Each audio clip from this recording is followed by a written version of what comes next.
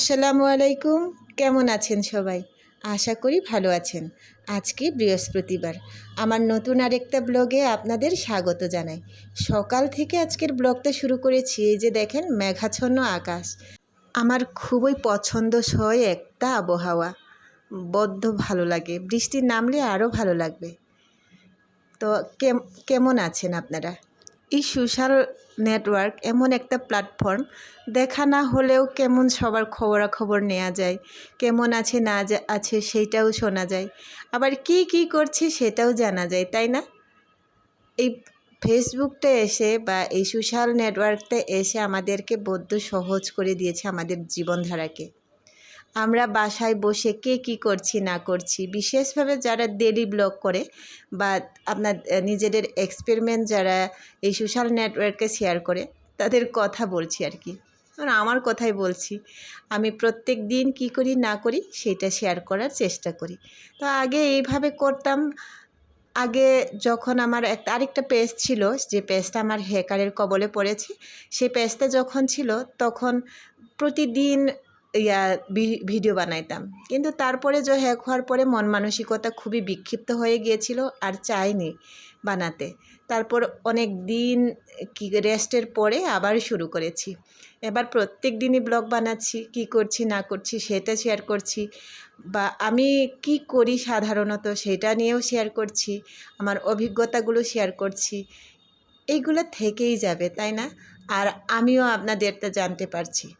তো আজকে বৃহস্পতিবারের দিন আমি চাইছিলাম যে আজকে খুব সাধারণভাবে রান্নাবান্নাটাও করব, আর আগামীকালকে যেহেতু শুক্রবারে তো একটু আলাদা বিষয় আছে এই কারণে। কিন্তু কোথায় হলো বলুন? সেই গর্জিয়াস খাবারই হয়ে গেল, মানে যতটুকু পারা যায়।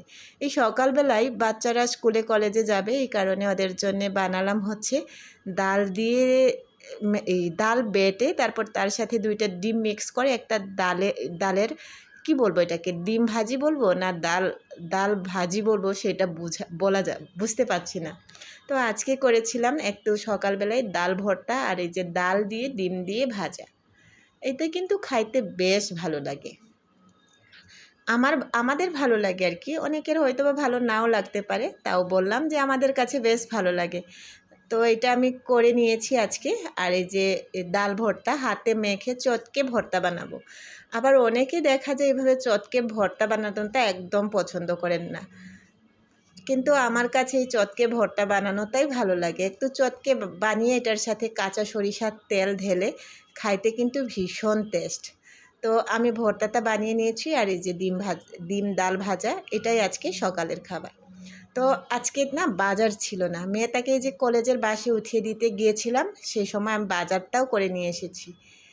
হালকা পাতলা বাজার, একটা মিষ্টি কুমড়া কিনেছিলাম, এইটুকু মিষ্টি কুমড়া, আর একটু কচু শাক নিয়েছিলাম, আর লাউ, আর আরেকটা জিনিস নিয়েছিলাম, সেইটা হচ্ছে দেখাচ্ছি আপনাদের, সেইটা তাল, আর একটা পেঁপে। এই যে এইটুকু বাজারে আজকে করেছি, মানে 2 দিন যেন চলে সেইভাবে।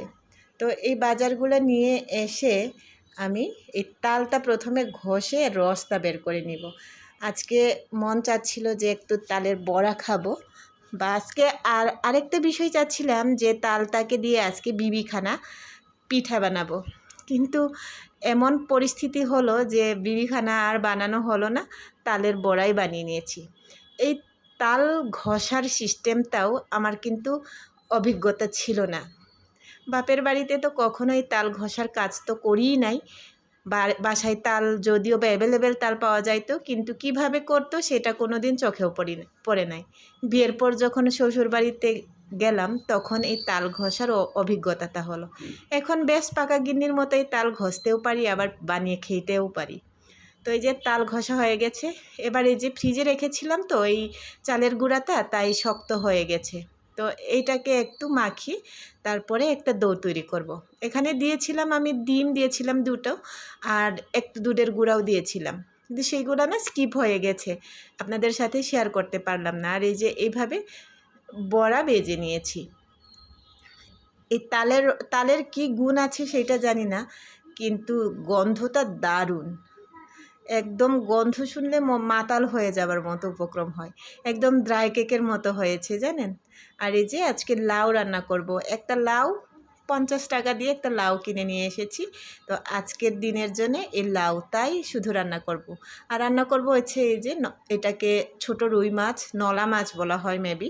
এই নলা মাছ ছানাপোনা আর কি, অনেকে ছানাপোনাও বলে। তো এই নলা মাছ দিয়ে আমি আজকে লাউটা রান্না করব। মাছগুলো বেশ ভালোই হয়েছে, খাইতে কিন্তু ছোট হলেও বেশ ভালোই লেগেছিল। আমাদের মতো মধ্যবিত্ত পরিবারে এটাই অনেক বেশি।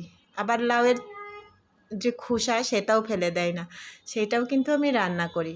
লাউটা আমি একটু ভাপিয়ে নিচ্ছি। লাউটা ভাপিয়ে নিলে হয় কি, আমার মনে হয় লাউ রান্নাটা খুব সহজেই হয়ে যায়।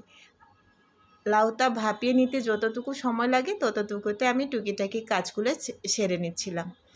এই একটা লাউ আমার 2 বেলার জন্যে হয়ে যাবে, সে অনুযায়ী মাছটাও নিয়েছি। একদম খা রোদ বাইরে, গরম লাগছিল, তারপরেও রান্না করতে হবে। যখন আমি রান্না শুরু করেছিলাম দুপুরে তখন 1:30টা বাজে। 1:30টার সময় রান্না শুরু করেছি, আর সেই রোদ্রে একদম ঘেমে নিয়ে শেষ অবস্থা। তো রান্নার পদ্ধতিটা তো দেখতেই পাচ্ছেন, পেঁয়াজ রসুন আদা সব কিছু দিয়ে মশলাটা ভালো করে কষিয়ে তারপরে এই যে লাউটা ভাপিয়ে রেখেছি সেটা ঢেলে দিব। তারপরে এটা বরফ চলে আসলে সব কিছু মাছ দিয়ে তারপরে পরিমাণ মতো ঝোল নিয়ে নামিয়ে নিব। তো এইটুকুই আর কি। এই রান্নাটা আমার কাছে খুব সহজ মনে হয়। যদি লাউটাকে কাঁচা দিতাম তেলের মধ্যে তাইলে দেরি হয়ে যেত। এই লাউটা ফোড়ন দিতে গিয়ে আমি হাত পুড়িয়ে ফেলেছি আজকে জানেন। মানে এই যে তেলের ছেঁকা হাতে এমনভাবে লেগেছে, হাতের অবস্থা আপনাদের আমি দেখাচ্ছি, একটু দাঁড়ান। এই যে দেখেন একদম কালচে হয়ে গেছে, সাথে সাথেই পানি দিয়েছিলাম। তারপরেও একটু সাবধানতা অবলম্বন করে রান্নাবান্না করার সময় যদি করা হতো তাহলে এটা নাও হতে পারতো। আবার এই যে পানি ছিল, তো লাউ সিদ্ধ করার পানি ছিল, ওই পানির জন্যও এরকম হয়েছে। তো রান্নার সবার শেষে দিয়ে দিব একটু ভাজা জিরের গুঁড়া। ভাজা জিরের গুঁড়া দিলে তরকারির স্বাদটা আমার কাছে বেশ ভালো লাগে।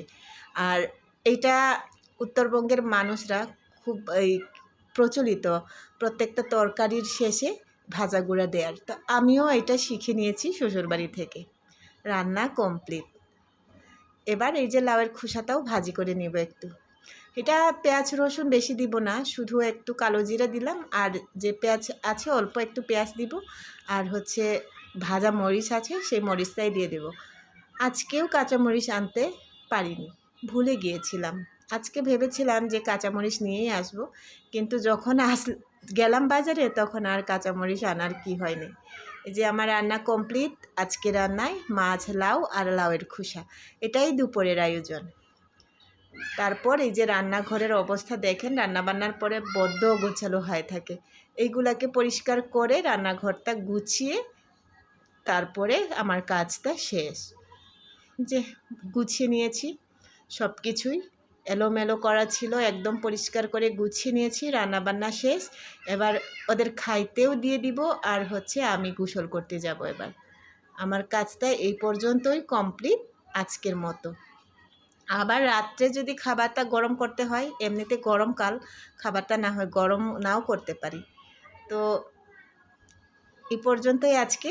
আর আরেকটা বিষয়, মেয়ে যে পুডিং বানিয়েছিল সেটা তো আমি আপনাদের সাথে শেয়ার করতে পারলাম না। পরবর্তীতে কোনো একদিন আবার ওকে দিয়ে বানিয়ে তারপরে শেয়ার করব। আজকে এই পর্যন্তই। সবাই ভালো থাকবেন, কথা হবে নেক্সট কোনো ভিডিওতে। সেই পর্যন্ত আল্লাহ হাফেজ।